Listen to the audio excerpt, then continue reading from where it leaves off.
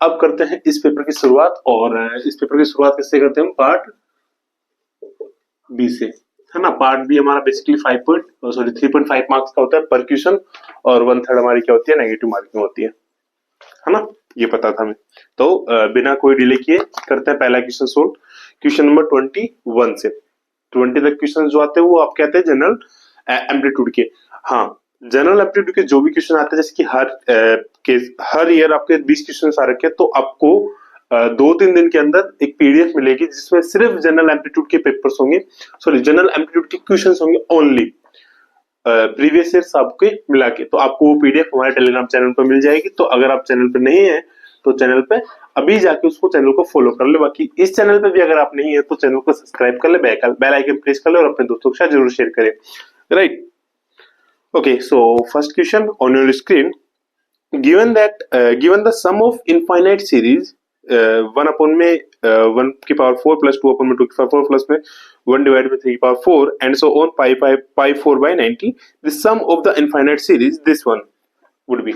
so basically हमें क्या दे रखा है यहाँ पे, हमें गिवन है 1 upon 1 की पावर 4 प्लस 1 upon 2 की पावर 4, 1 upon 3 की पावर 4, 1 upon 4 की पावर 4 एंड सो ऑन, और इसकी वैल्यू हमें दे रखी है pi 4 by 90, है ना।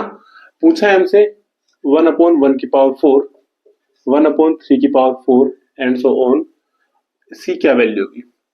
सो एक ही चीज दे रखी है, इसी से निकालते हैं। तो इसी से पहले ये वाली सीरीज निकाल लेते हैं, देखते हैं कि बाकी ये क्या बचता है इस वाली से। तो ये हो जाएगा 1 upon में 1 की पावर 4 प्लस 1 upon में 3 की पावर 4, 1 upon में 5 की पावर 4 और 1 upon में 7 की power 4 and so on, plus second series हमारे पास क्या आ जाएगी 1 अपॉन में 2 की पावर 4 है, सो हम इसको ये लिख सकते हैं 2 की पावर 1 की पावर 4, 1 अपॉन में 4 को हम क्या लिख सकते हैं 2 की पावर 2 और ये 4, 8 को हम क्या लिख सकते हैं 2 की पावर 6 आएगा ना, 4 की पावर 4, 1 अपॉन में 5 की पावर 4 एंड 1 अपॉन में 6 की पावर 4, ठीक है, यही है 4 की पावर 4, 5 की पावर 4 एंड 1 अपॉन में 6 की पावर 4। अगला जाएगा 6 की पावर 4 एंड सो ऑन, ठीक है।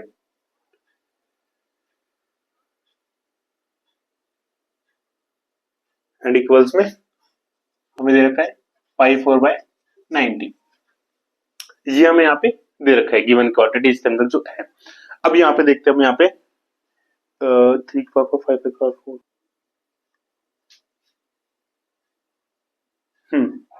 ठीक है। यहाँ से जो सीरीज बनेगी हमारी 1 अपॉन 1 की पावर 4, 1 अपॉन में 3 की पावर 4, 1 अपॉन में 5 की पावर 4, 1 अपॉन में 7 की power 4 and so on, and यहाँ से एक यहाँ पे अगला स्टेप क्या आ जाएगी 1 अपॉन में 8 आएगा, सो 2 की पावर 3 की पावर 4, और इसी को हम किस तरीके से लिख सकते हैं, ये इस तरीके से भी हो सकता है 1.2 की पावर 4 प्लस 2.2 की पावर 4 प्लस 3.2 की पावर 4 प्लस 4.2 की पावर 4 एंड सो ऑन बराबर pi 4 by 90, राइट। ये हमें निकालना है। प्लस यहां से कॉमन टर्म क्या आ रही है 1 अपॉन में 2 की पावर 4 सबसे कॉमन आ रहा है, और अंदर क्या बच रहा है वो देखते हैं। मतलब सबसे क्या कॉमन है 1 की पावर 2 की पावर 1 अपॉन 2 की पावर 4 कॉमन आ रहा है, यहाँ पे बचा है 1 अपॉन में 1 की पावर 4 प्लस 1 अपॉन में 2 की पावर 4 प्लस 1 अपॉन में 3 की पावर 4 प्लस 1 अपॉन में 4 की पावर 4 एंड सो ऑन, ये सबसे कॉमन आ रहा है, ठीक है।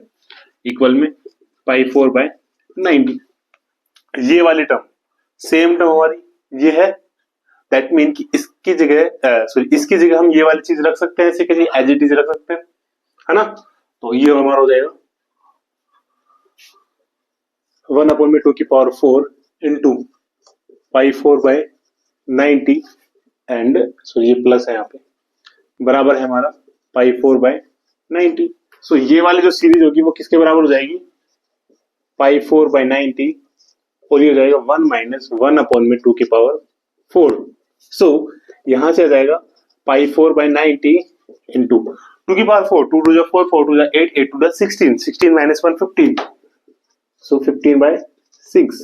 सो ये आ जाएगा हमारा ये चला जाएगा 6 से, और पाई 4/96, जो कि किसका आंसर आएगा हमारा इस सीरीज का, जो कि हमसे पूछी है ये वाली सीरीज, है ना। तो किस तरीके से किया हमने, पहले दोनों को डिवाइड कर लिया, ओड नंबर्स को अलग लिया, इवन नंबर्स को अलग लिया। अब इवन नंबर्स के अंदर हमारे यहाँ पे आ रहा था कि 1.2 की पावर 4, 2.2 की पावर 4, 3.2 की पावर 4, 4.2 की पावर 4। सो 1 में 2 की पावर 4 को कॉमन लिया, देन हमारे पास ये सीरीज बनी। सीरीज हमारी सेम थी, तो इसकी वैल्यू हमने एज इट इज सब्स्टिट्यूट करी, एंड देन उसके बाद हमारी सोल्व हो गया। आंसर हमारा जाता है पाई 4/96। ये हमारा क्वेश्चन था, क्वेश्चन नंबर 21। इजी क्वेश्चन था, आराम से करने क्वेश्चन था, तो कुछ नहीं था, बस एक सीरीज को ही हमें तोड़ मोड़ के जो भी करना था इसके साथ कर सकते थे। तो ऑप्शन नंबर 4 हमारे यहाँ पे क्या जाएगा, इसका करेक्ट आंसर हो जाएगा। आई होप आपको कर लिया होगा ये क्वेश्चन, स्क्रीनशॉट ले लेना अगर नहीं किया है तो। बाकी समझ में आ गया, कोई डाउट वगैरह है तो बता देना, और अगर कोई भी डाउट नहीं है तो चलते हमारे नेक्स्ट क्वेश्चन पे, क्वेश्चन नंबर 22। क्वेश्चन नंबर 22 के अंदर है, if I is n into n identical matrix and adjacent of 2i, i क्या है, आइडेंटिकल मैट्रिक्स इक्वल्स में 2ki, then k is equals to. देखो बेसिकली ऐसे तो ये आइडेंटिटी होती है कि 2i बराबर 2ki, सो यहाँ पे k की वैल्यू बेसिकली एक आइडेंटिटी होती है, और इसको हम डायरेक्ट भी याद रख सकते हैं। देखें किस तरीके से निकालते हैं। तो ये एक आइडेंटिटी होती है, एडजेसेंट ऑफ 2i बराबर 2 की पावर n-1i। कब, जब n इंटू n का क्या दे रखा हमें, मैट्रिक्स, है ना। अब ये आती कैसे है वो देखते हैं। सो फर्स्ट ऑफ ऑल हमें क्या निकालना है, एडजेसेंट। सो हम जानते हैं किसी भी बस एडजेसेंट क्या होता है, कोफैक्टर ऑफ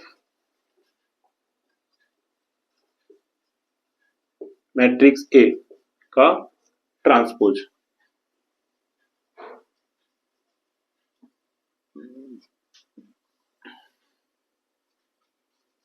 एडजेसेंट ऑफ ए बराबर कोफैक्टर ऑफ मैट्रिक्स ए, और इसका क्या होता है, ये ट्रांसपोज होता है ना। अब कोफैक्टर ऑफ ए, एडजेसेंट में ये आता है तो, और हाँ ठीक है, कितना ही आता है ना। एंड कोफैक्टर ऑफ मैट्रिक्स कैसे निकालते हैं,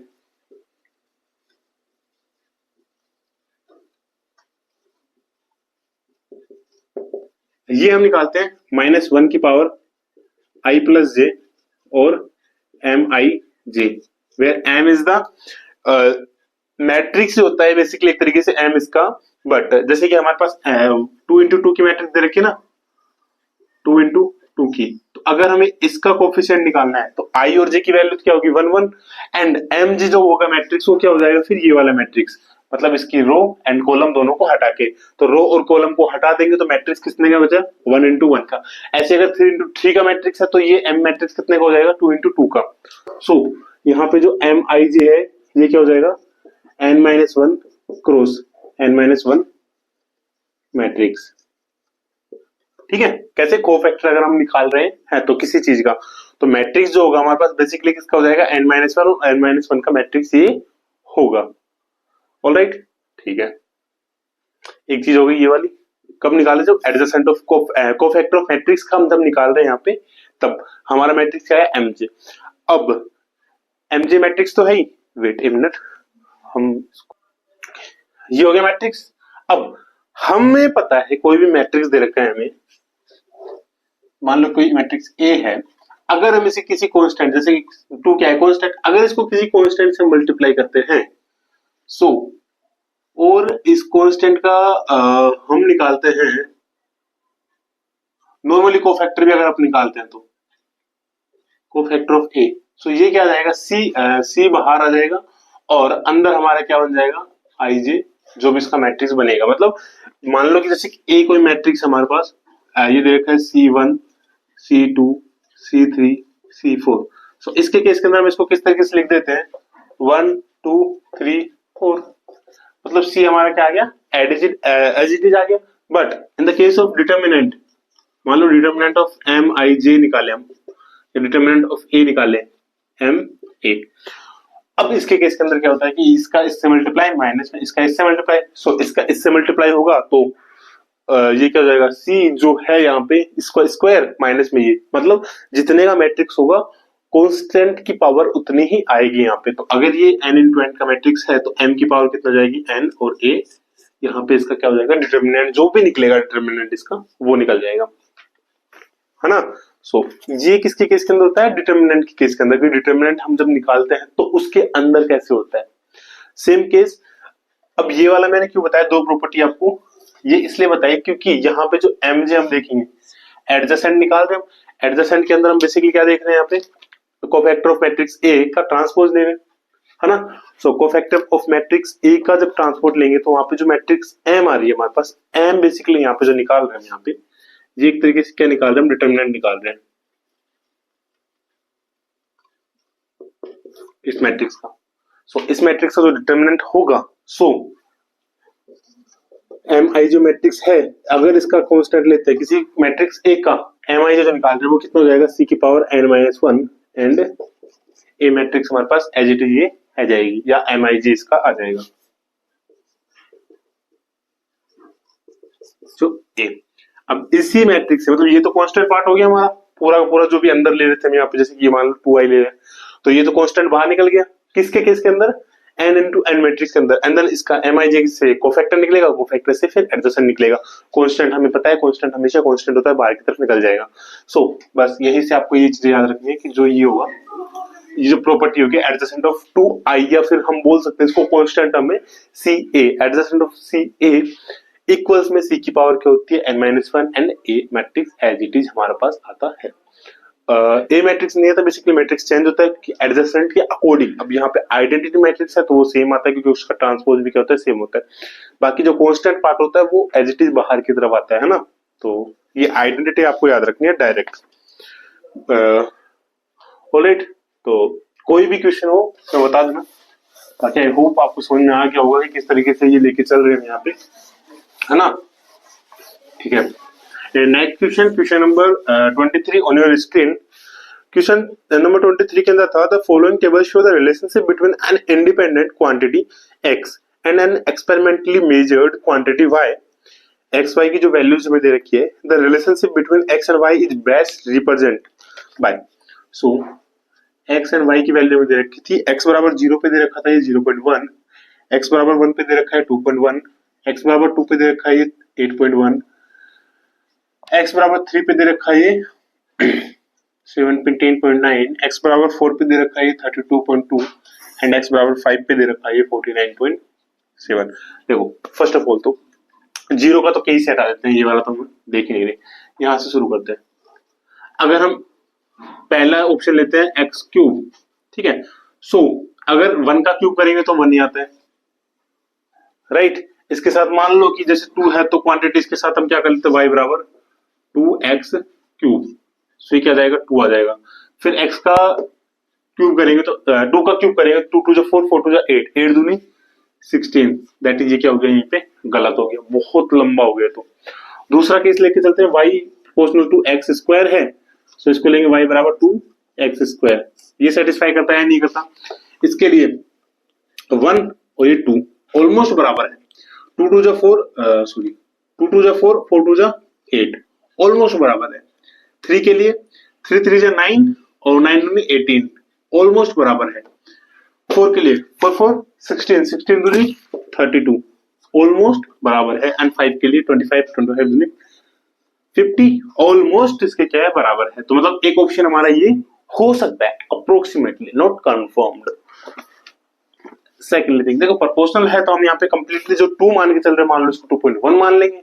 इसी तरीके से होगा, देखो ना, अगर इसको मान लो कि आप 2.1 मानते हो, सो जब हम बात करेंगे 2 की तो 2 जब 4 को जब करेंगे 2.1 से तो वो 8.4 कुछ आएगा, हाँ 8.4 कुछ समथिंग आएगा ना। तो ठीक है, 2 मान के चल सकते हैं इसको। बाकी ये हो गया। अब जैसे कि अगला दे रखा हमें एक्सपोनेंशियल ऑफ x। सो हम जानते हैं एक्सपोनेंशियल ऑफ 1 की वैल्यू होती है वो 2.74 होती है, एक्सपोनेंशियल ऑफ 1 की वैल्यू होती है 2.71। अब अगर हम यहाँ पे 1 रखते हैं तो 2.71 आ गया, 1 रखते हैं तो 2.71 आ गया, 74 पहले ही बहुत वेरिएबल चलेगी, तो इसके साथ कोई भी मल्टीप्लाई तो होगा नहीं। मान लो 2 रखें तो इसका क्या हो जाएगा 2.274 का स्क्वायर से हो जाएगा 2.74, 2.74 ये हो जाएगा 4 4 16 6 7 28 28 दूनी 56 56 1 57 57 7 5 7 दूनी 8 8 दूनी 16 16 और 9 25 सॉरी 49 77 49 49 और 6 हो जाएगा 55 55 for 10 65 65 for ये 70 0 7 7 दूनी 14 14 दूनी 28 28 और 7 कितना होता है 35 35 5 3 2 दूनी 4 और 5 2 दूनी 4 और 3 7 हो जाएगा हमारा 1 2 3 4 7.5 ऑलमोस्ट बहुत छोटा है, इससे यहाँ पे बड़ा चला गया 7.5 ऑलमोस्ट छोटा हो गया। इसी तरीके से हम क्यूब कर लेंगे इसका तो भी ये एडजस्ट ही नहीं हो पा रहा, मतलब एक होता है ना क्लोजेस्ट वैल्यू होती है तो बहुत दूर जा रहा है, इससे क्लोजेस्ट तो ये वाली वैल्यू जा रही है हमारे पास। And then fourth one is y proportional to under root of 2, so under root of 2 की वैल्यू होती है 1.414 एंड अंडर रूट ऑफ 3 की वैल्यू होती है 1.73। सो बेसिकली ये वाला वैल्यूज भी बहुत ज्यादा छोटी है एज कम्पेयर टू y1। सो हमारे पास करेक्ट ऑप्शन इसका हो जाएगा ये वाला, जिसका हम प्रोपोर्शनल है तो यहाँ पे इसको मल्टीप्लाई कर सकते हैं 2 से, तो 2x का स्क्वायर इसकी क्या होगी करेक्ट वन वैल्यू होगी। ऑप्शन नंबर यहाँ पे जाएगा 3, आंसर हो जाएगा क्वेश्चन नंबर 23 के लिए, है ना। तो ये भी डायरेक्ट क्वेश्चन था, जो पिछला वाला था उसमें ट्रिक थी जो बताया था मैंने आपको कि वो फॉर्मूला आपको याद ही करना है। कांस्टेंट के केस के अंदर जब भी मैं एडजेसेंट निकालें और किसी मैट्रिक्स के साथ कोई भी कांस्टेंट है तो हमें पता होना चाहिए मैट्रिक्स जितने बाय जितने की है उसमें से एक कम कर देना है। मान लो 4/4 की मैट्रिक्स है तो वो क्या हो जाएगा कांस्टेंट की पावर हो जाएगी 3, राइट, ठीक है। नेक्स्ट क्वेश्चन है क्वेश्चन नंबर 24। क्वेश्चन नंबर 24 में बोला गया है a frictionless track is defined by z equals में z naught minus में x square upon में 4z naught as shown in the figure. A particle is constrained to slide down the track under the action of gravity. The tangential acceleration x position would be, ठीक है। So basically हमारे पास question number 24 और question number 24 के अंदर एक चीज हमें given है z बराबर z naught माइनस में x square by 4 z naught, ठीक है। एंड ऑल्सो हमें यहाँ पे गिवन है एक ट्रैक जो कि बहुत खूबसूरत सा बना रखा है। ये ट्रैक कोई मनाली का ट्रैक नहीं है, ये ट्रैक है हमारे फिजिक्स का ट्रैक, है ना। तो इसके अंदर कोई पार्टिकल है यहाँ पे एंड ये नीचे लुढ़क रहा है, लुढ़क रहा है मतलब नीचे की तरफ आ रहा है स्लाइड डाउन। ये हमारे पास दे रखा है x, ये हमारे पास है z, ये पॉइंट हमें दे रखा है z नॉट। सो पहली चीज तो हमें क्या निकालना है यहाँ पे, अगर हमें यहाँ पे कुछ भी निकालना है कुछ भी एक्सपेरिमेंट करना है तो पोटेंशियल हमें जरूर चाहिए होता है। पोटेंशियल कैसे निकलेगा, देखो ये है हमारा पास एक तरीके से पॉइंट पार्टिकल, मान लो यहाँ पे है, तो मान लो ये वाली जो डिस्टेंस कवर है ये कितनी है z है, ये जो हाइट है कितनी है, ये नॉर्मली z है, तो ये वाली कितनी डिस्टेंस होगी z नॉट माइनस z, है ना। अंडर द ग्रेविटी नीचे की तरफ पार्टिकल है तो अंडर द ग्रेविटी जो पोटेंशियल होगा वो क्या होगा mg और z minus z not cos theta, मानते हो ना, नीचे की तरफ है cos थीटा होगा, ठीक है। एक मिनट,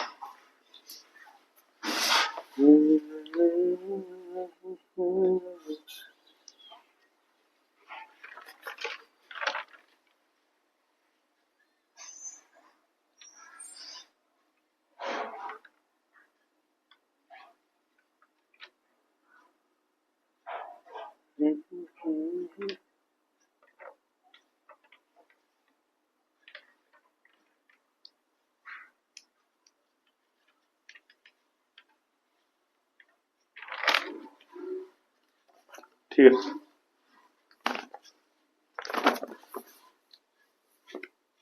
क्वेश्चन नंबर 24, ठीक है। ये पार्टिकल है हमारा, है ना, ओके। अब करते हैं इसको सॉल्यूशन। इसने बोला है टेंजेंशियली एक्सेलरेशन निकालना है, क्या निकालना है, फर्स्ट ने बोले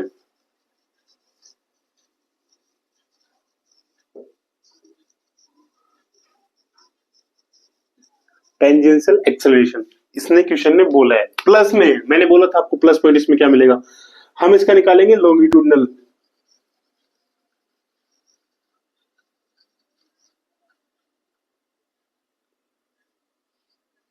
लॉन्गिट्यूडनल एक्सेलरेशन में। तो मान लो टेंजेंशियल की जगह अगर लॉन्गिट्यूडनल आ गया तब क्या करेंगे, तो पहले हम टेंजेंशियल जो कि इसने दिया है वो निकालते हैं, देन आफ्टर हमारा खुद का निकालेंगे। सो टेंजेंशियल एक्सेलरेशन का डायरेक्ट फॉर्मूला होता है AT बराबर में G sine theta. Direct formula होता है, इसका कुछ नहीं करना है हमें, है ना। G बराबर साइन थीटा, सॉरी AT बराबर G sine theta. Under the gravity है, नीचे की तरफ आएगा, तो अंडर द ग्रेविटी है दैट मीन कि पार्टिकल अगर नीचे आएगा तो इसका एक्सेलरेशन इंक्रीज ही होगा। सो G हमारा कांस्टेंट होता है and sine theta should be greater than क्या होना चाहिए, 0। क्यों? क्योंकि नीचे की तरफ पार्टिकल आ रहा है, ग्रेविटी नीचे की तरफ रख दिया तो पार्टिकल की स्पीड कम ना होने की जगह इंक्रीज ही होगी, तो मतलब एक्सेलरेट हुआ, वो डीएक्सेलरेट नहीं होगा ना।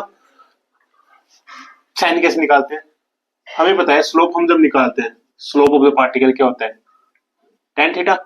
ये क्या हो जाएगा हमारे पास, dz अपॉन में dx, इसका जो स्लोप निकालेंगे हम तो dz अपॉन में dz अपॉन में क्या हो जाएगा dx, जो कि स्लोप होगा।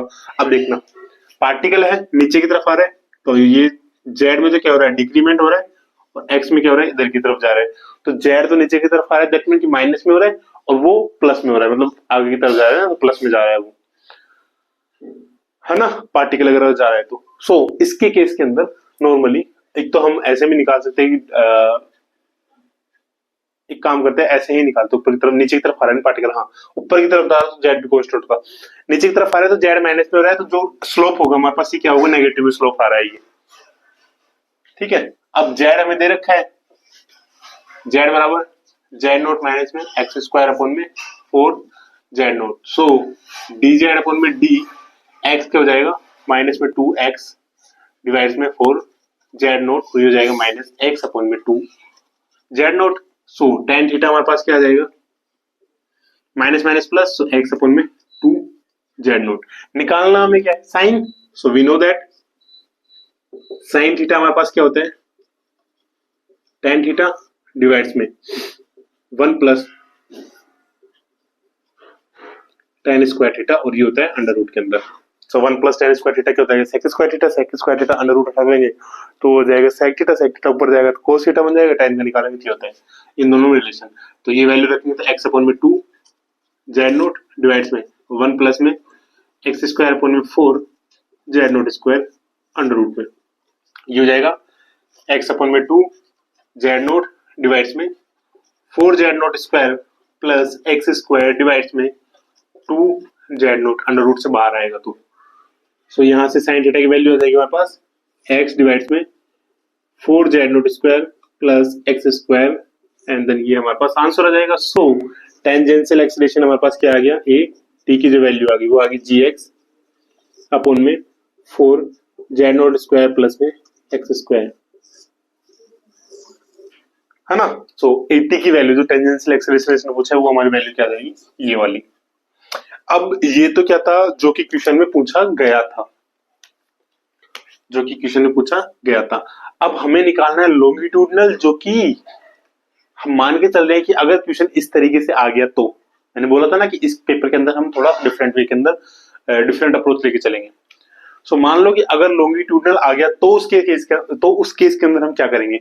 सो ये हो गया आई थिंक आपका, ये वाला कर लेना टेंजेंशियल वाला केस के अंदर, सेकंड वाला केस लेके चलते हैं लॉन्गिट्यूडनल। तो देखो लॉन्गिट्यूडनल वाले केस के अंदर ये एक तरीके से हमें क्या दे रखा है, अगर इसको हम पूरा कर ले तो एक तरीके से क्या बन जाएगा, सर्कल बन जाएगा। तो सर्कल का लॉन्गिट्यूडनल इसका क्या होगा पार्ट, ये वाला एक्सेलरेशन, जो लॉन्गिट्यूडनल एक्सेलरेशन होगा वो ये वाला होगा, है ना। अब इसके केस के अंदर लॉन्गिट्यूडनल एक्सेलरेशन एक तो ये होगा सेंट्रीपिटल फोर्स हमारा पार्टिकल के अंदर क्या रहता है अंदर की तरफ, जो कि होता है mv स्क्वायर अपॉन में r, mv स्क्वायर अपॉन में r होता है। सो यहाँ पे हमारी वो वाली पार्ट चल जाएगा, यहाँ पे सेंट्रीफ्यूगल फोर्स होता है, और इसको इस लूप के ऊपर फिक्स रखने के लिए इन दोनों की वैल्यू क्या होनी चाहिए, इक्वल होनी चाहिए। दैट मीन कि यहाँ पे ये वाली प्रॉब्लम क्या हो जाएगी किसके केस के अंदर,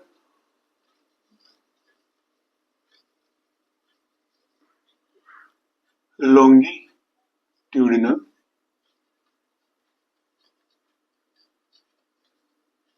एक्सेलरेशन। इसके केस के अंदर फोर्स जो होगा एम ए वो किसके बराबर होगा, एम वी स्क्वायर अपन में, मान लो इसकी कोई रेडियस है, ये वाली रेडियस इसकी जो है आर है, एम वी स्क्वायर अपन में आर। सो ए परपेंडिकुलर हमारे पास हो जाएगा वी स्क्वायर अपन में आर। ये आपको याद रखना है किसके केस के अंदर, परपेंडिकुलर के केस के अंदर, ठीक है। वी स्क्वायर अपन में आर है, ठीक है। अब दूसरी चीज, परपेंडिकुलर है, ऊपर की तरफ जा रहा है, वेलोसिटी हमें पता है m v square upon r होता है, और m v square upon r को जो बेसिकली जो बैलेंस आउट करता है यहाँ पे, वो बैलेंस आउट हम किससे निकाल सकते हैं, काइनेटिक एनर्जी से। दैट मीन की काइनेटिक एनर्जी स्टार्टिंग के पॉइंट पर क्या होगी, काइनेटिक एनर्जी यहाँ पे पोटेंशियल पॉइंट इसी को लेके चलते हैं, इस वाले पॉइंट को, इस वाले पॉइंट को एज इट इज लेके चलते हैं ना, और मान लेते हैं कि यहाँ पे कोई भी इसकी काइनेटिक एनर्जी नहीं, सॉरी यहाँ पे लेके चलते हैं फ्रॉम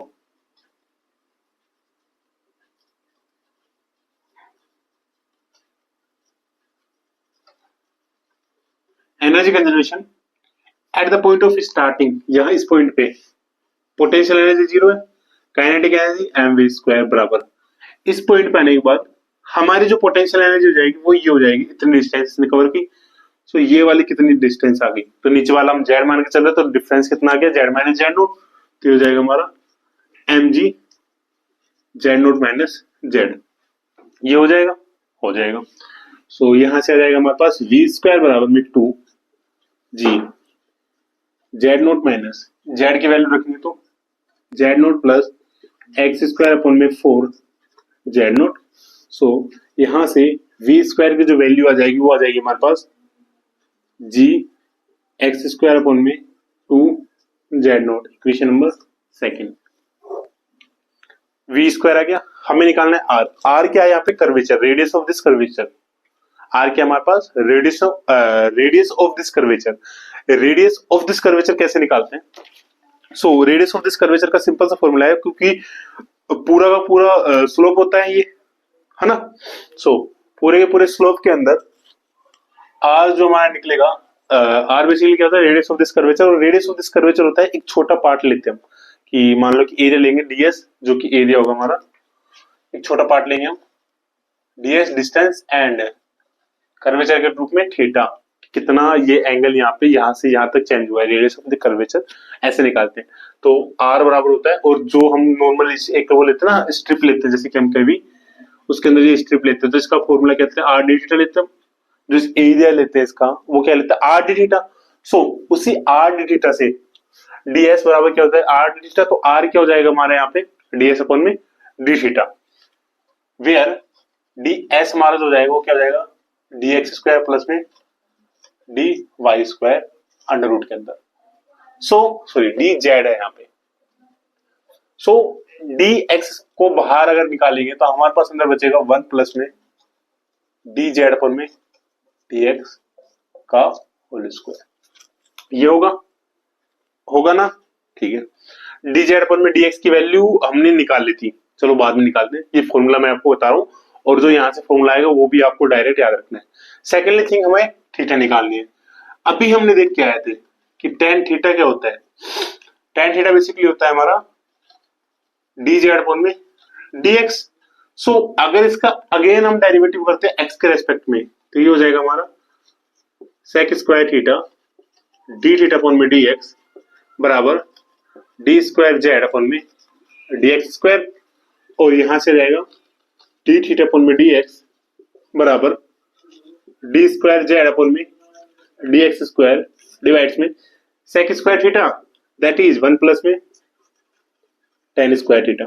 सो ये हो जाएगा डी स्क्वायर जेड अपॉन में डी एक्स स्क्वायर डिवाइड्स में टेन थीटा हमारे पास क्या था, टेन थीटा था डी जेड अपॉन में डी थीटा, हो जाएगा 1 प्लस में डी जेड अपॉन में डी एक्स का होल स्क्वायर। सो आर क्या जाएगा, radius of this curvature, radius of this curvature, ये वाला हमारा हो चुका है पार्ट पूरा। तो we swept out this case and then r बराबर हमारे पास हो जाएगा ds अपॉन में dx and d theta upon में dx। we can add this value, cancel out हो जाएगी ऑब्वियसली। सो ऊपर वाले केस के अंदर तो क्या जाएगा हमारे पास, वो वाला ये वाला केस हो जाएगा ना, 1 प्लस में डी जेड अपॉन में dx का होल स्क्वायर, और इसकी पावर है हमारे पास 1/2 डिवाइड्स में इसके केस के अंदर डी स्क्वायर जेड अपन में डी एक्स स्क्वायर डिवाइड्स में 1 प्लस में डी जेड अपन में डी एक्स का होल स्क्वायर। सो आर जब हम यहाँ पे निकालेंगे तो आ जाएगा 1 प्लस में डी जेड अपन में डी एक्स का होल स्क्वायर की पावर 3/2 एंड डिवाइड्स में आ जाएगा डी स्क्वायर जेड अपन में डी एक्स स्क्वायर। ऑलराइट, ठीक है, ठीक है।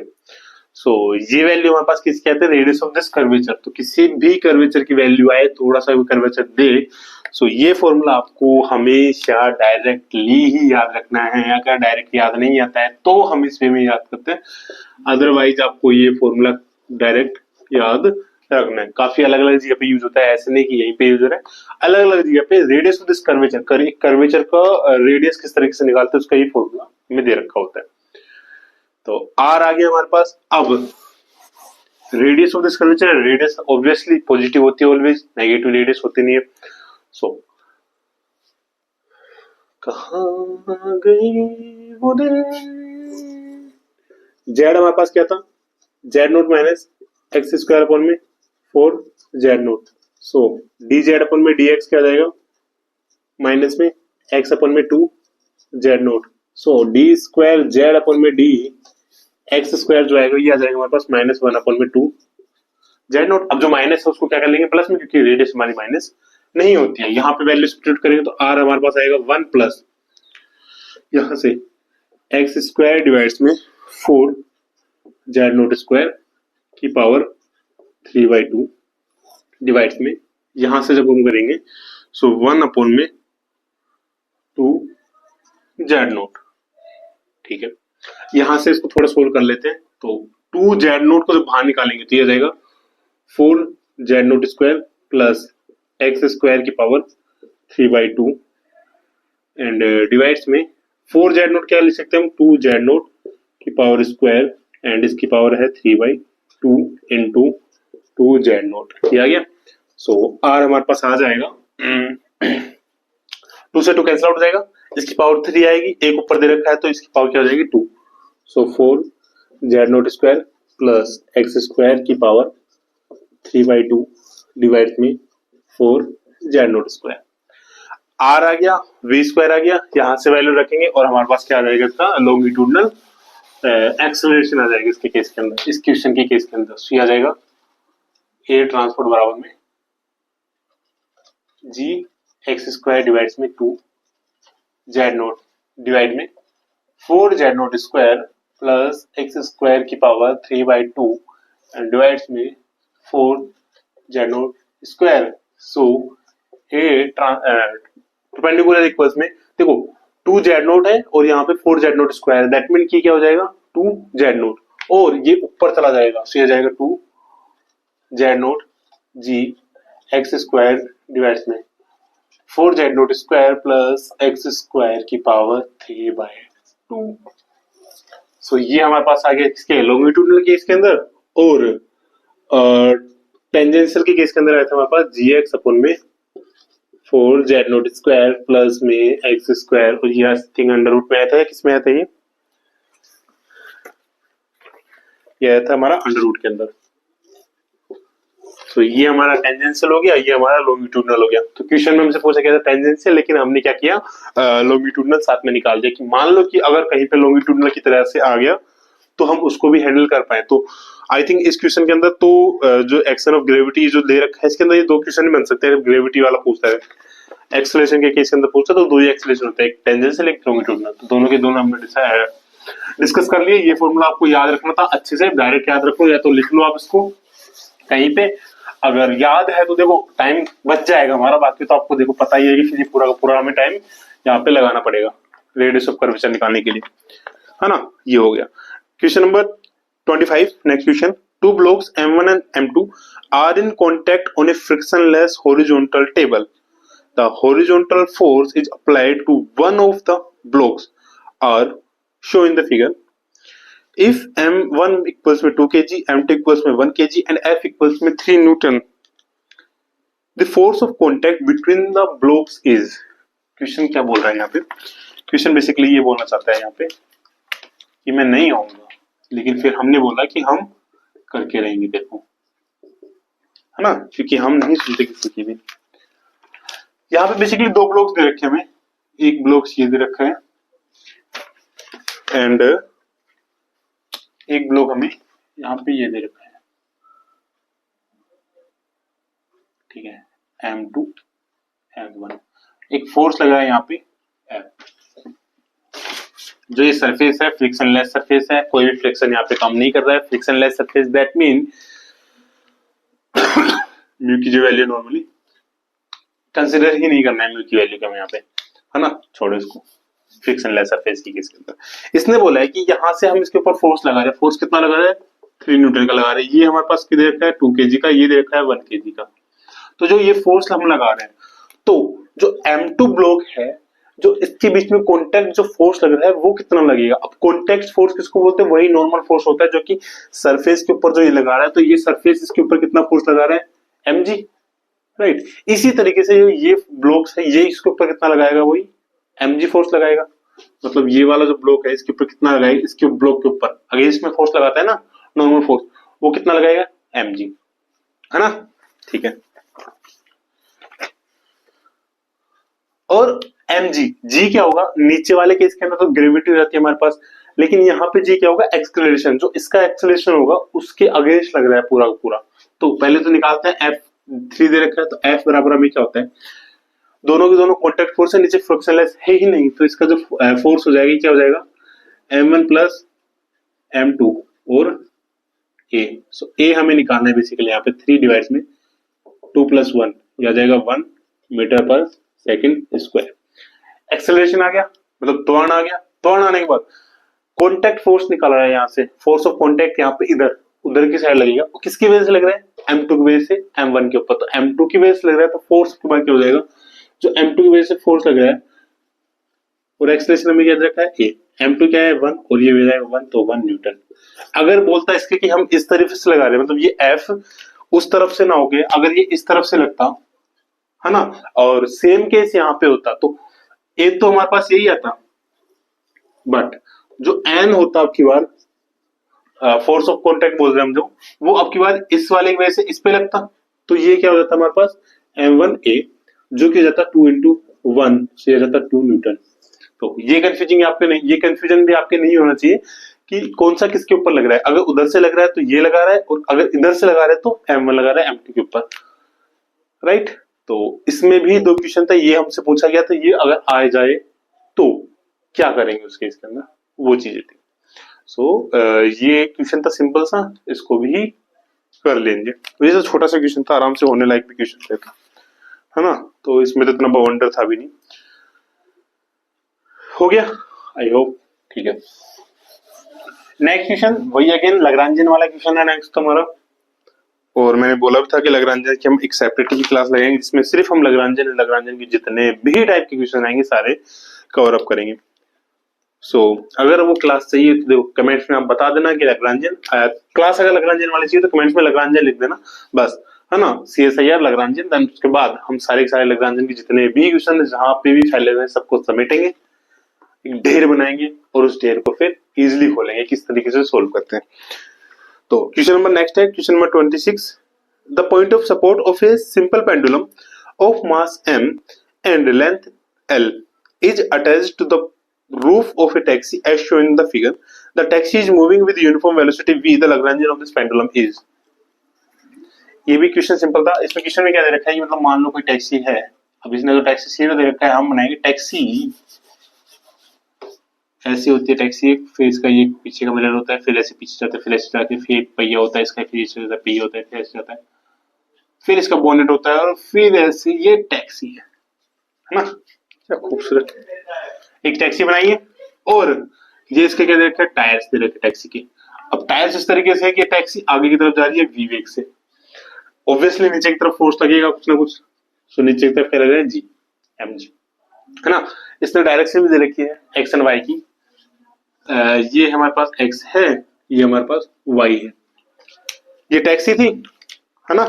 अब इस टैक्सी के अंदर यहाँ पे मान लो कि ये रूफ है, जैसे कि मान लो कि ये क्या है हमारे पास विंडो है इसकी, ये इसकी ड्राइवर विंडो हो गई, ये इसके गेट्स वगैरह जो भी है इसके। यहाँ पे रूफ के ऊपर एक पेंडुलम लटका हुआ है और वो पेंडुलम नॉर्मली तो क्या होता है, इस तरीके से नीचे होगा, बट आगे की तरफ जा रहा है तो पेंडुलम हमारे पास इस तरीके से पेंडुलम की डायरेक्शन भी दे रखी है, जिसका मास भी दे रखा है m और इसकी लेंथ भी दे रखी है l, है ना। ठीक है, हम क्या मानते हैं कि पेंडुलम इस तरीके से करेगा और ये एक परपेंडिकुलर डिस्टेंस यहाँ पे लेके चलते हैं। ये टैक्सी थी, ठीक है ना। हाँ, अब जो इसकी x के अंदर जो इसका डिस्प्लेसमेंट होगा, x के अंदर डिस्प्लेसमेंट कौन सा, बेसिकली थीटा हम यहाँ पे ये लेके चलते हैं तो x के अंदर ये वाला डिस्प्लेसमेंट होगा और x का डिस्प्लेसमेंट कितना हो रहा है यहाँ पे, अगर थीटा ये वाला है तो ये हो जाएगा हमारा l साइन थीटा और y के अंदर डिस्प्लेसमेंट कितना हो रहा है, ये l कोस थीटा। इस पॉइंट ऑफ से देखना है, y डायरेक्शन ऊपर है तो नीचे की तरफ क्या होगा, माइनस y, है ना। सो जो डिस्प्लेसमेंट y का हो रहा है ये भी किसमें हो रहा है, माइनस के अंदर हो रहा है। सो x हमारे पास बेसिकली क्या दे रखा है, एक तो l साइन थीटा, ठीक है। एंड देन दूसरी चीज v वेलोसिटी से आगे की तरफ जा रही है और जिस डायरेक्शन में x है उसी डायरेक्शन में वेलोसिटी है। सो वेलोसिटी क्या होती है, पोजीशन डिवाइडेड बाय टाइम, तो पोजीशन क्या हो जाएगी, वेलोसिटी डिवाइड में टाइम प्लस में टाइम, एक y नीचे की तरफ है, सो नीचे की तरफ है तो क्या आ जाएगा, minus l cos theta, equation 2।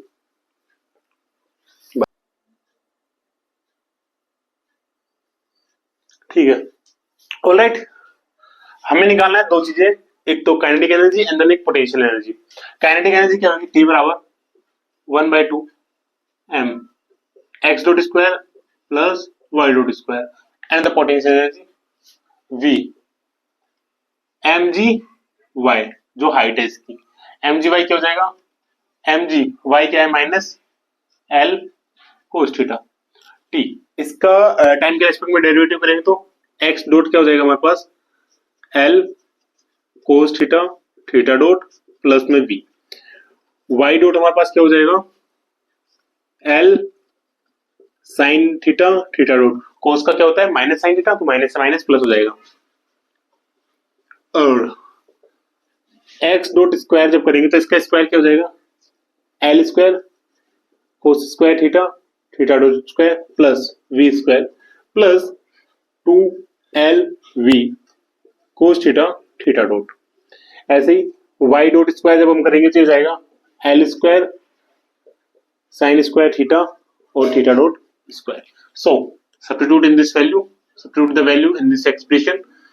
सो 1/2 m यहां से हो जाएगा l square cos square theta theta dot square plus v square plus 2lv cos theta theta dot plus l square sine square theta theta dot square. Alright, इसको easy way में करेंगे तो ये जाएगा 1/2 m। देखो l square theta dot square, l square theta dot square को अगर constant लेंगे तो cos square theta plus sin square theta 1, सही हो जाएगा हमारा l square theta dot square plus v square plus 2lv cos theta theta dot. So यहां से जो हमारे पास t आ जाएगा वो कितना आ जाएगा, 1/2 m l square theta dot square plus 1/2 m v square plus 1/2 और 1/2 से 2 कैंसिल आउट हो जाएगा, lv cos theta theta dot. So क्या पूछा इसने, लग्रांजियन, लग्रांजियन होता है t माइनस v। सो l बराबर t कितना दे रखा है, ये 1/2 m l square theta dot square plus 1/2 m v square plus lv cos theta theta dot and minus v, minus already यहाँ पे है तो माइनस माइनस क्या होगा, plus, that is plus mgl and ये हो जाएगा हमारे पास cos theta. So basically लग्रांजियन for this question हमारे पास क्या आ जाएगा, ये वाला half m l square theta dot square plus में half m v square plus में m sorry lv cos theta theta dot and plus में mgl cos थीटा।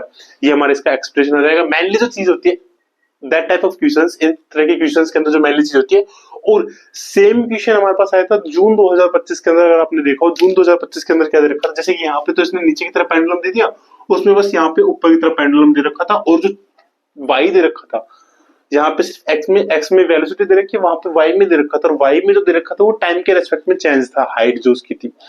तो सेम चीज वहां पे भी थी, बस उसके अंदर एक वाई में जो ट्विस्ट किया था उसमें हाइट वाई को टाइम के रेस्पेक्ट में चेंज दिखा रखा था, तो वहां पे एक एक्स्ट्रा था। जून 2025 जो पेपर मैंने सोल्व करवाया है, इस वीडियो के लिंक में डिस्क्रिप्शन में दे दूंगा उसके लिंक, तो उस पेपर में भी आप देख सकते हैं वो वाली वीडियो ना, वो क्वेश्चन आप देख सकते हैं, और उसके सॉल्यूशन हमने टेलीग्राम पे भी पोस्ट कर रखा है। तो ये इसका क्वेश्चन था, आप इस क्वेश्चन को अच्छे तरीके से कर लीजिए, सोल्व कर लीजिए, जो भी डाउट हो बता दीजिए, नहीं है डाउट तो मत बताइए, बट हाँ कर लीजिए।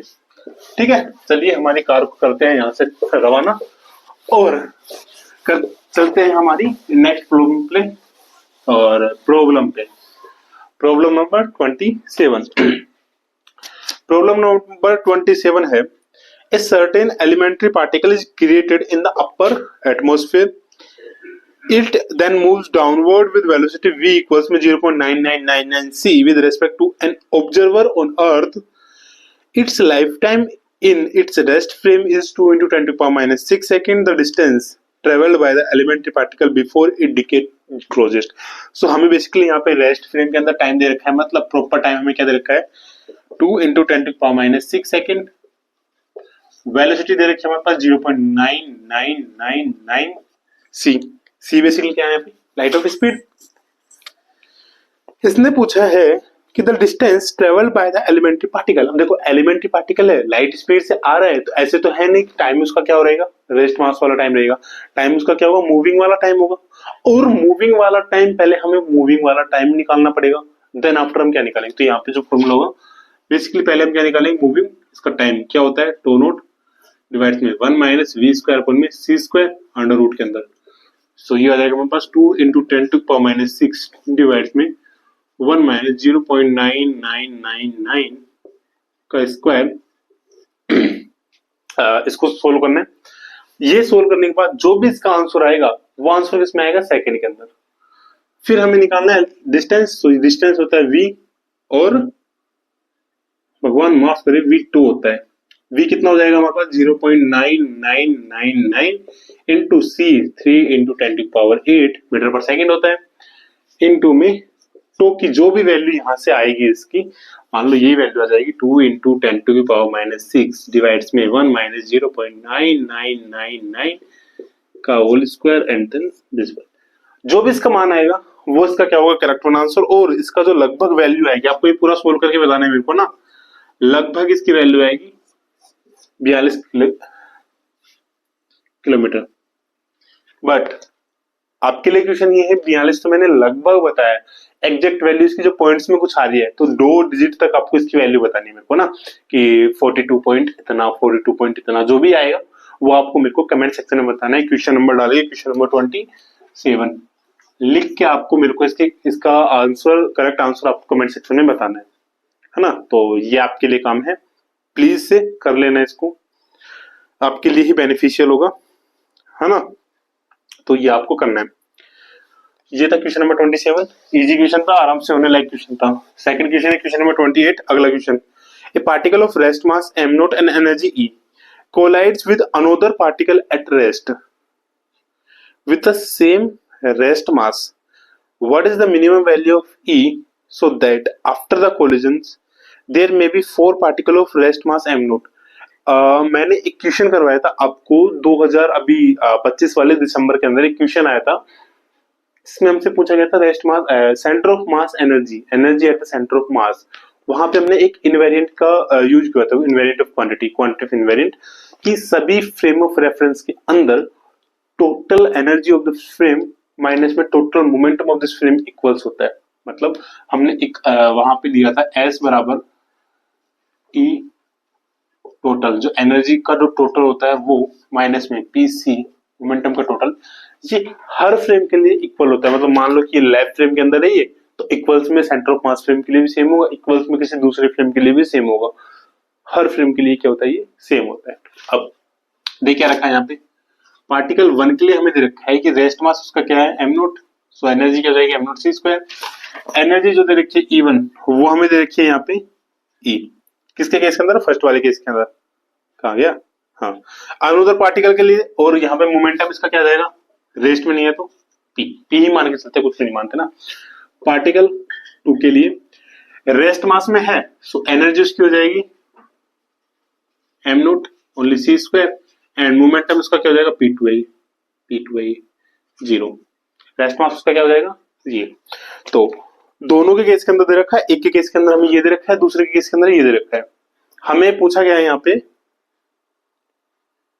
There may be 4 particle of rest mass M naught. आगे जो भी रेस्ट मास होगा 4 पार्टिकल है रेस्ट के अंदर है, और उनके रेस्ट मास में दे रखा है एम नोट सी स्क्वायर।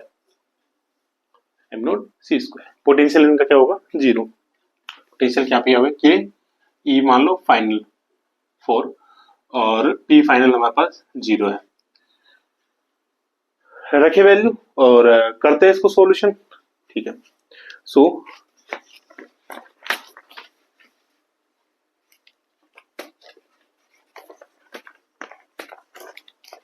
पहला यहां से करते हैं इसका ना। सो यहां पे दे रखा है, पहले इनिशियल देखते हैं। इनिशियल केस के अंदर टोटल एनर्जी कितनी दे रखी है हमें, टोटल एनर्जी हमारे पास है इसके लिए ई दे रखी है, और यहाँ पे पार्टिकल 2 के लिए रेस्ट मास एम नोट सी स्क्वायर है, तो ई प्लस एम नोट सी स्क्वायर का होल स्क्वायर माइनस में मोमेंटम फर्स्ट वाले के लिए तो जीरो, फर्स्ट वाले के लिए पी है, सेकंड वाले के लिए जीरो है, तो ये क्या आ जाएगा पीसी का होल स्क्वायर बराबर final state after the collision 4 particle निकले, उनके लिए मोमेंटम जीरो था, लेकिन उनका रेस्ट मास सॉरी एनर्जी कहती है 4m नोट सी स्क्वायर। मैंने क्या बोला था, इनवेरिएंट होता है बराबर होगा इनिशियल माइनस में इनिशियल इक्वल्स में फाइनल, दोनों के लिए बराबर होता है, जो कि हमारे पास एनर्जी केस होता है कंडीशन ई टोटल बराबर में पी सी स्क्वायर। पी भी क्या होता है यहाँ पे पी टोटल होता है ना, और इसको हम बोल भी सकते हैं क्या बोलते हैं इसको are rest in centre of rest तो मूविंग है इसको इनवेरिएंट क्वांटिटी।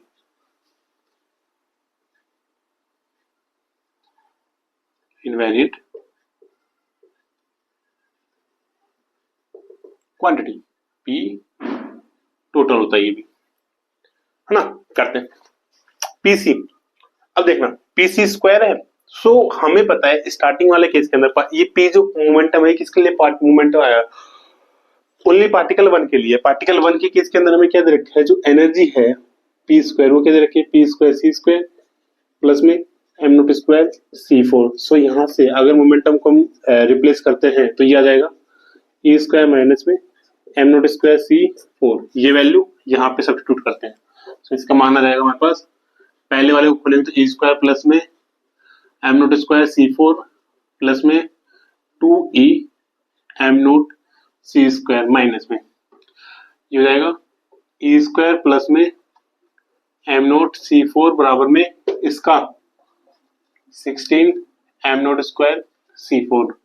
सो यहां से ई से तो इस कैंसिल आउट हो जाएगा, ये बचेगा 2e एम नोट सी स्क्वायर बराबर 16 एम नोट स्क्वायर सी फोर माइनस में 2 एम नोट स्क्वायर सी फोर 1 और 2, सो हो जाएगा 14 एम नोट स्क्वायर सी फोर। सो एनर्जी पूछी थी इसने मिनिमम एनर्जी, सो 14 एम नोट स्क्वायर सी फोर डिवाइड्स में 2 एम नोट सी स्क्वायर हो जाएगा 7 एम नोट सी स्क्वायर। इसने ये पूछा था ना what is the minimum value of E so that after the collision there may be 4 particle of rest mass m naught। तो minimum energy हमारे पास कितनी होनी चाहिए 7 m naught c स्क्वायर इसकी मिनिमम एनर्जी होगी, जिसके लिए आफ्टर दिस कोलिजन हमारे पास कितनी एनर्जी मिलेगी 4 m naught c square sorry m naught c square each particle. तो ये इसका क्वेश्चन था, क्वेश्चन नंबर 28। इजी क्वेश्चन था, बस हमें थोड़ा सा ये इनवेरिएंट क्वांटिटी का यूज करना है और लगातार देखना। दिसंबर में आया था 25 का भी याद नहीं है, लेकिन दोबारा दिसंबर 2025 में फिर से आ गई, यही क्वेश्चन आया फिर से है ना। तो सेम रिपीट हुआ है यहाँ पे, तो इसका थोड़ा सा ध्यान रखना है आपको। 4 वेक्टर्स जो आते हैं हमारे पास 4 वेक्टर से ये वाला क्वेश्चन आता है ना, जो 4 वेक्टर आता है वहां से ये क्वेश्चन आया हुआ है। ये क्वेश्चन था। नेक्स्ट क्वेश्चन था क्वेश्चन नंबर 29। इजी क्वेश्चन था एक तो एकदम ही। A particle of mass m is in a cubic box of side a, the potential inside the box हमें दे रखा है 0 to a x में, 0 to a y में, 0 to a z में, मतलब एक क्यूबिक बॉक्स दे रखा है हमें, is 0 and infinite. If the particle is in an energy state with E equals में 7 pi square H cut square upon में M A square, a possible wave function is, energy हमें दे रखी है basically, यहाँ पे डिजेनरेसी कोई है नहीं, तो इधर रखिए 7 pi square H cut square upon में एम ए स्क्वायर, है ना। अब देखना इसमें जो जनरल केस होता है, यहाँ पे जनरल केसेस के अंदर जब भी 3D के केस देते हैं, सो हमारे पास एनर्जी आती है वो N X square N Y square N Z square pi square H cut square upon में 2m ए स्क्वायर, और जो वेव फंक्शन हमारे पास होता है वो होता है 2 अपॉन में a की power 3/2 sine N X pi X by A sine N Y pi Y by A and sine N Z pi Z by A. ये हमारे पास क्या होता है, एक तरीके से उसका क्या होता है कांस्टेंट, मतलब एक जनरल फॉर्मूला होता है दोनों केस के अंदर। अब कंपैरिजन अगर करेंगे यहाँ पे, तो इसको 2 से मल्टीप्लाई करेंगे तो क्या होगा, ये 14 पाई square H cut square upon में 2 ml स्क्वायर। तो यहाँ पे इनकी वैल्यू क्या हो गई, N X square plus N Y square plus N Z square, इसकी वैल्यू आ जाएगी हमारे पास 14। अब N X N Y N Z की ऐसी वैल्यूज, और वैल्यूज भी कौन सी होती है, इंटीजर वैल्यूज होनी चाहिए, और तीनों की वैल्यू 0 नहीं होनी चाहिए। सेकंड केस ऐसी वैल्यू जिसके लिए हमारे पास टोटल कितना जाए 14, तो जनरल था ये, तो 1 स्क्वायर प्लस में 2 स्क्वायर प्लस में 3 स्क्वायर कर सकते हैं, बराबर में 14। 3 का स्क्वायर 9, 2 का स्क्वायर 4, 9 प्लस 4 13 एंड 1 का स्क्वायर 1, तो 14। ये आ गया, ये वाला वैल्यू यहाँ पे रखेंगे, सो 2 बाई ए की power 3/2 sine pi X by A sine 2 pi by X 2 pi Y upon में ए और साइन 3 पाई जेड अपन में ए। तो क्वेश्चन फिर से लगे आपके स्क्रीन पे। अब देखना पहले ऑप्शन के अंदर एक्स और वाई दोनों के लिए 1 है, जो कि गलत है। सेकंड में एक्स और जेड दोनों के लिए 1 है, जो भी गलत है। थर्ड के अंदर एक्स के लिए 1 है, वाई के लिए 2 है, जेड के लिए 3 है, जो कि सेटिस्फाई कर रहा है इसको। एंड देन 4 के अंदर बस जो मिस्टेक की है वो जेड के केस के अंदर भी 2 है, तो 2 2 4 8 और 1 9 9 नहीं हुआ वो, तो यहाँ पे करेक्ट आंसर क्या हो जाएगा इसका, थर्ड ऑप्शन इसका एकदम करेक्ट आंसर हो जाएगा, है ना। इजी क्वेश्चन था, आराम से होने लायक क्वेश्चन था ये भी। और इसके केस के अंदर वही है ना, अलग अलग चीजें, जैसे कि 7 दे रखा था तो ये हो गया। मान लो अगर यहाँ पे 14 की जगह 9 होता तो ऑप्शन हमारा 4 करेक्ट हो जाता, और 2 2 जब 4 6, अगर 14 की जगह 6 होता तो ऑप्शन नंबर फर्स्ट हमारा यहाँ पे क्या होता, करेक्ट होता, और अगर 14 की जगह 11 होता तो हमारा ऑप्शन नंबर सेकंड यहाँ पे करेक्ट होता। तो हर एक सिनेरियो के अकॉर्डिंग हमारे पास यहाँ पे इसके करेक्ट आंसर होते हैं, just depend on this number. ये एक क्वेश्चन था अच्छा सा, कर लीजिए इसको भी। बाकी next question, question number 30, consider a particle in A one dimensional infinite potential well between 0 to L if a small perturbations Vx equals में lambda cos pi x upon में L is applied, the first order energy corrections to the ground state is। हमें जो potential दे रखा है, मतलब potential energy एक तरीके से हम क्या बोल सकते हैं, परटर्ब्ड एनर्जी बोलते हैं इसको, है ना, पाई एक्स बाय एल, ये हमें दे रखा है। दूसरी चीज one dimensional infinite potential well they रखा है, तो इनफाइनाइट पोटेंशियल वेल के लिए जो फंक्शन होता है वो होता है 2 अपॉन में एल, ग्राउंड स्टेट के लिए देख रहे हैं, so pi X by L. First order perturbation निकला है यहाँ से ग्राउंड स्टेट के लिए फर्स्ट ऑर्डर, तो ये होता है हमारा साइन वी एक्स साइन, सो इसकी जो लिमिट होती है 0 to L, साइन साइन इसका स्क्वायर हो जाएगा, सो 2 by L sine square pi X by L cos pi X by L और dx। या तो अगर आपको डायरेक्ट याद है तो आप इसको 0 कर सकते हैं, कि इसका जो वैल्यू होती है वो क्या होती है 0। अदरवाइज अगर इसको हम सोल्व करते हैं तो मान लो कि यहाँ पे late sign pi X by L बराबर क्या आता है t, so pi by L cos pi X by L dx हमारा हो गया dt, राइट। वैल्यू यहाँ पे रखते हैं, सी हो जाएगा 0 to L, बाहर आ जाएगा 2 से L, t स्क्वायर dt।